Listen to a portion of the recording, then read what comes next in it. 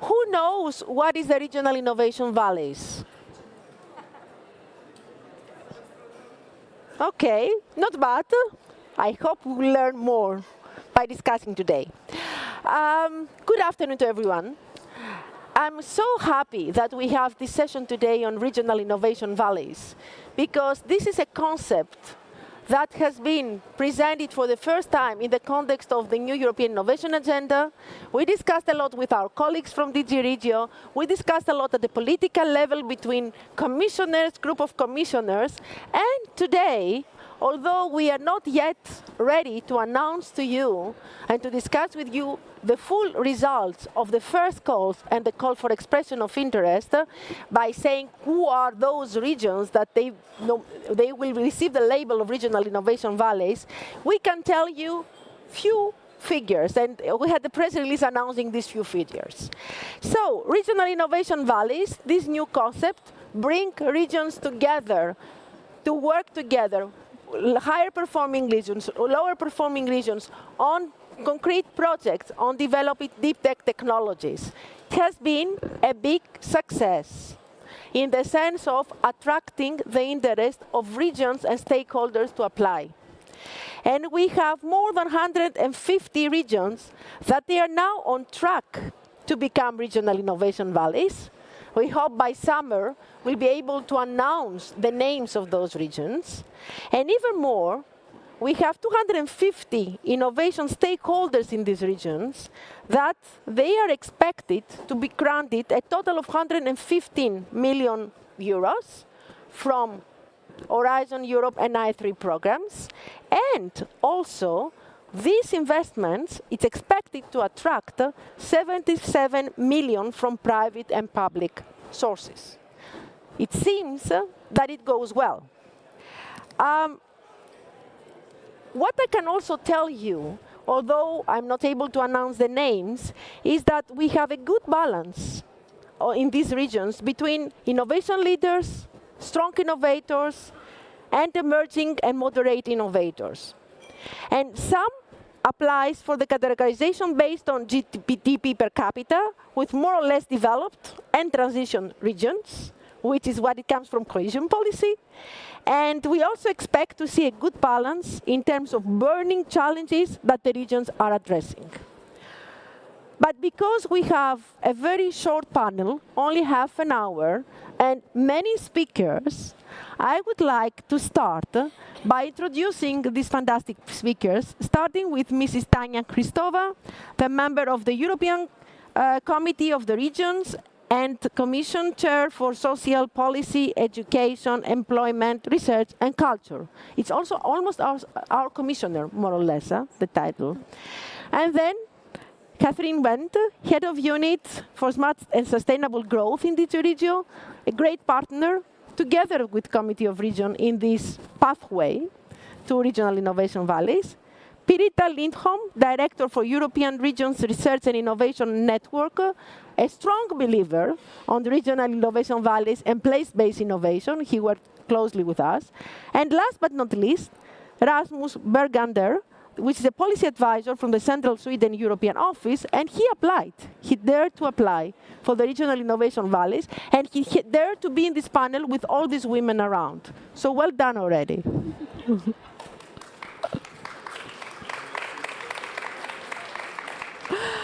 Okay, so I'll start with Tanya. Tanya, why do you think that so many regions applied for this new concept, and how we can ensure that they will commit to the regions in order to deliver the expected results? Hello everybody, it's great to be part of this very important debate which is focused on our sustainable innovations. Is it open? Yes, it's okay. Sorry, but it is another innovation that we have to get used to.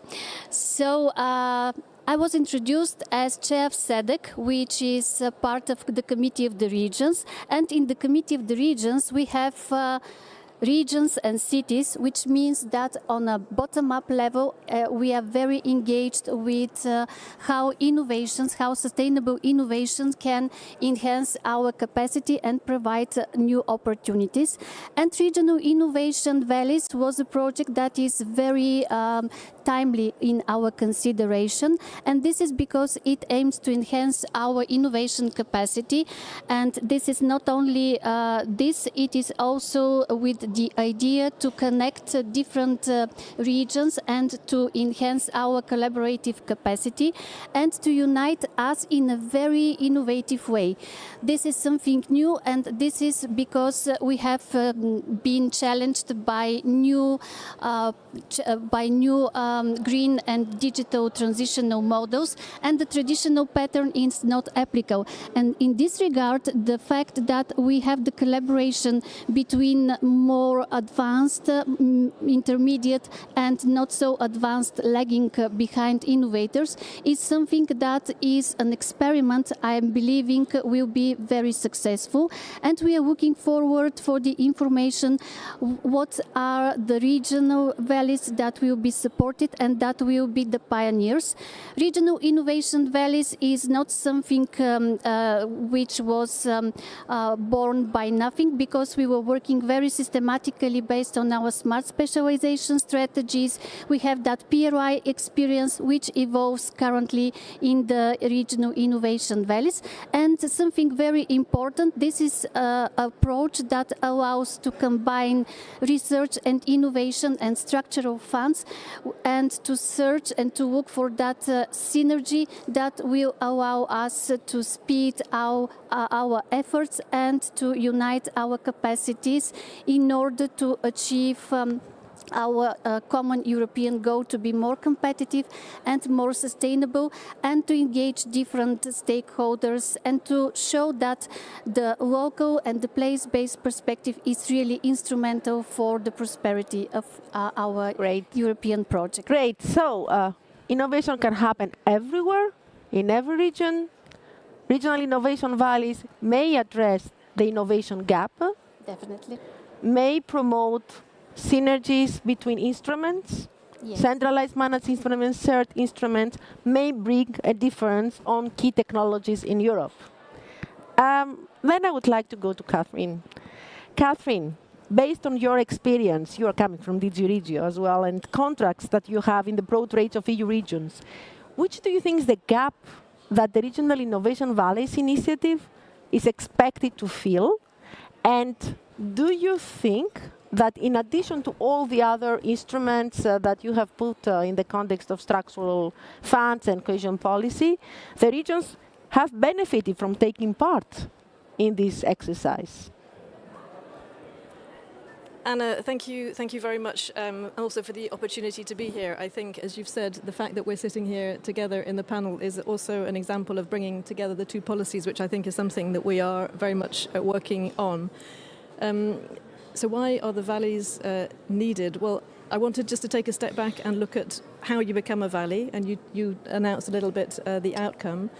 There are the three channels which we have. So the first one is the I3, the Interregional Innovation Investment Instrument, which is ERDF. The second one is coming from Horizon Europe, indeed, the European Innovation Ecosystems. And the third channel was the opportunity for regions to express their interest to be recognised as an RIV. And so we were very happy to have the opportunity to work together. One of the innovations, in a sense, of even this process was that we had calls which we launched at the same time for the I3 and the EIE. So those of you out there who applied through one of these channels had the opportunity already to see us working a little bit together, the coordination of the launch, the coordination of the close. Why do we need the valleys? I mean, the whole thing begins from the new European Innovation Agenda from July 2022. And we have the flagship, which is trying to address the innovation divide. So I would say not just that the valleys can address the innovation divide, but fundamentally the objective is to bring together different kinds of regions, so different kinds of regions in terms of their development, and different kinds of regions in terms of their innovation capacity. This is something, of course, that we are doing through the I3 instrument, but we see that there is such a need for this bringing together of the regions, the exchange of experience and the opportunities to work together, that we see that there can be added additional value from the RIV initiative, and that's what we're hoping to see as we go forward. Thank you very much. And indeed, I would like to really repeat what you said. We work together. And there are many of the people here that may be complaining that we don't work so much in synergy in the context of our programs, but with the regional innovation valleys, it is a real example of co-creation and collaboration together, and it is in the whole concept of bringing synergies closer between the two programs. We have done it in this new MFF, and with the regional innovation valleys, it's the next step in this collaboration. Thank you very much. Pirita, you have been working a lot with us on this to promote the regional innovation valleys.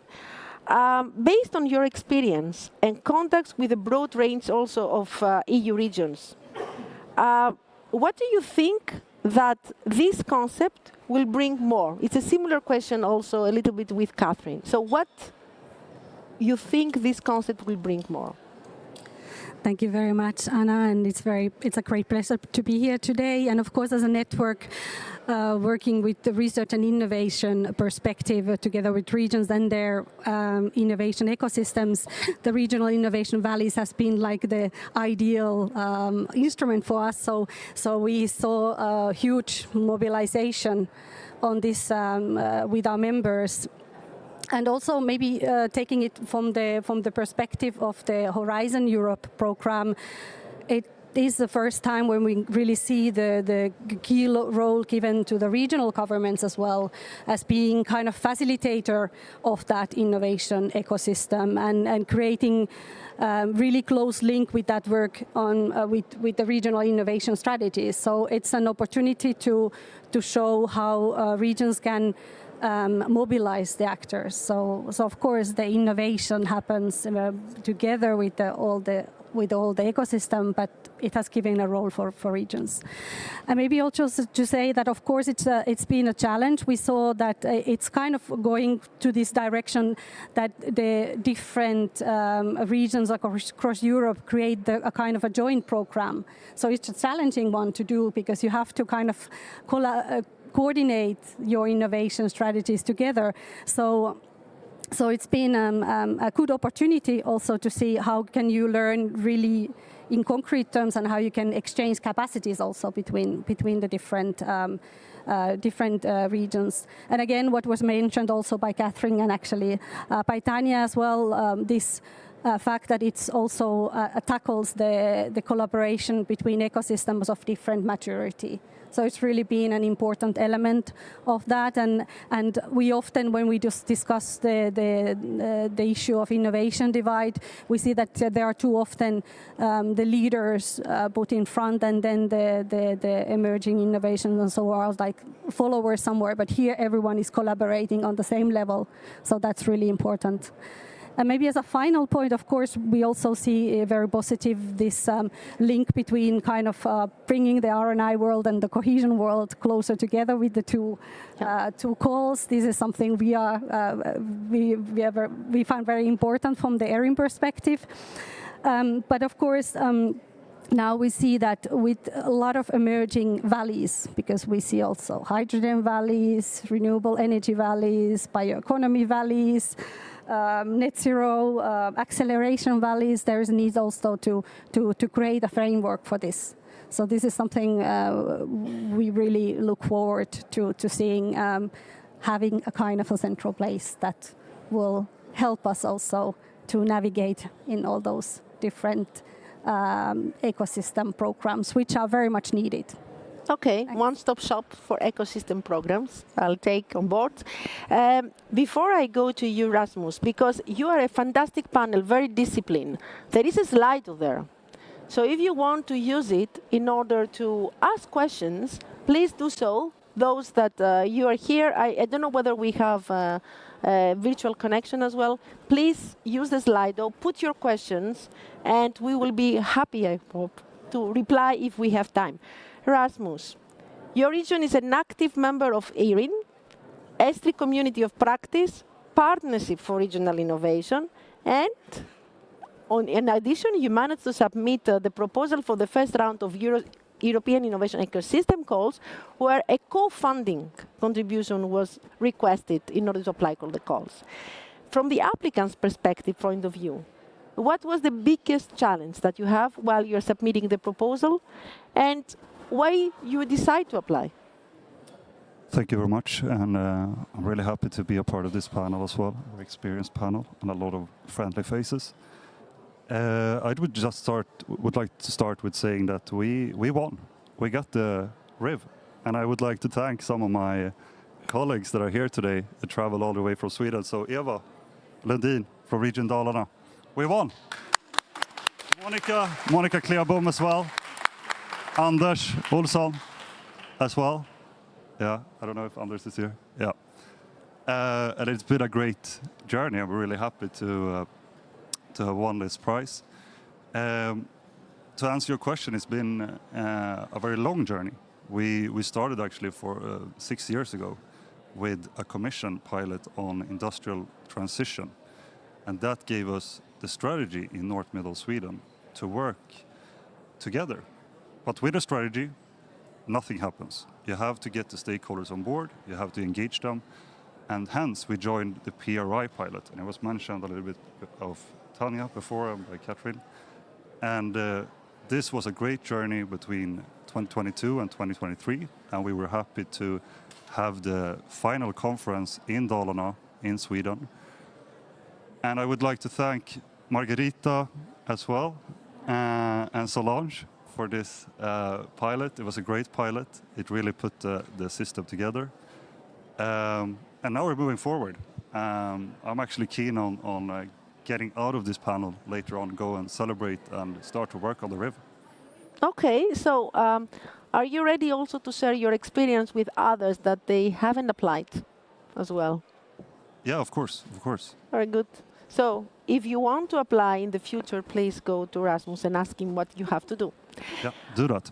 Okay, I'll continue with the second question. I see there are a lot of questions on the slide, though, a lot of interest, and I will turn back to you, Tanya.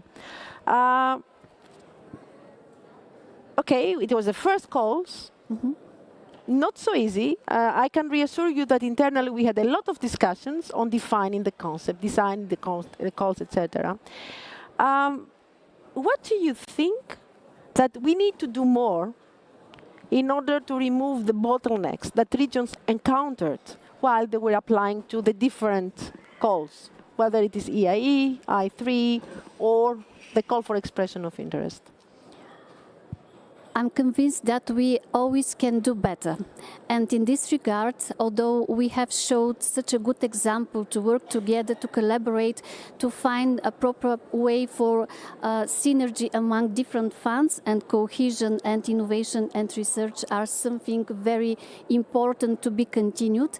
I think with regards to preparing quality projects which involve many partners from many different regions of different level of innovation capacity, we have to take care of the specific peculiarities of each and every regions, because yes, we have something that you don't have, but if we design the conditions of the call of the program, which could be flexible and to reflect all the different peculiarities, then the final result will be probably much more successful, which means that we have to consider flexibility. Mm-hmm. And I will give a concrete example.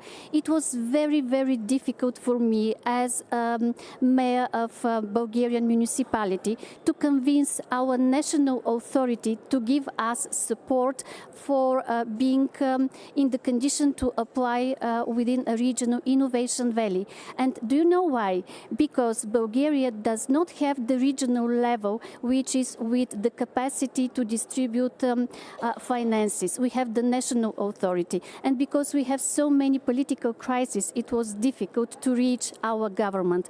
And this is something that probably applies to many other regions. It is not always and everywhere the regions that have the fiscal autonomy. And we have to consider also countries like Bulgaria to be part of this very important transformation, because maybe the regional innovation valleys is a kind of experiment which will be continued in the next periods and will be probably a basis for new governance models and probably the new rules for distributing financial resources will be based on this model, where the place-based and the European perspective meet and where the entrepreneurial and innovation capacity engages also the confidence of citizens. But something which I'm trying to tell is that bureaucracy should be also considered, because sometimes we say that we are working for simplification and on the other hand it is not the same story.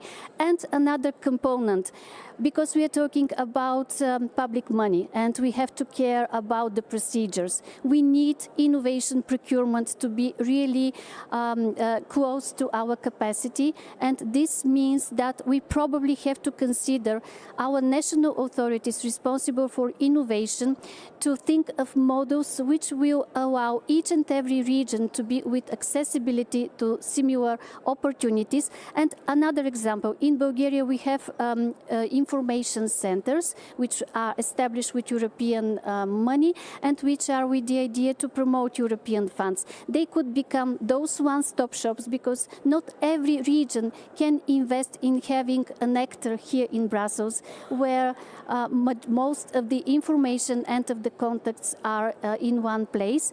And when we talk about regional innovation valleys, maybe we can start with a network of all these valleys where we can exchange good practices and provide for new regions to get on board. And this is something I think is enough to consider in order to improve future goals that are related to innovations and are related to getting so many different partners with such an important common objective. Thank you very much. I take flexibility, I take less bureaucracy, more simplification. I take on board also use tools such innovation procurement. So all these are needed. I turn now to you, Catherine, again. So you have the experience. Things can be improved. Do you think that such an instrument is something fitting in the future of cohesion policy? I think what we see fitting in the future of cohesion policy is this continuing focus on the innovation divide. And we've also seen a great interest in I3. I3 is a new instrument for this period under the European Regional Development Fund. It's been building up from the beginning, and we've seen the interest which there is now, the increasing quality of the projects.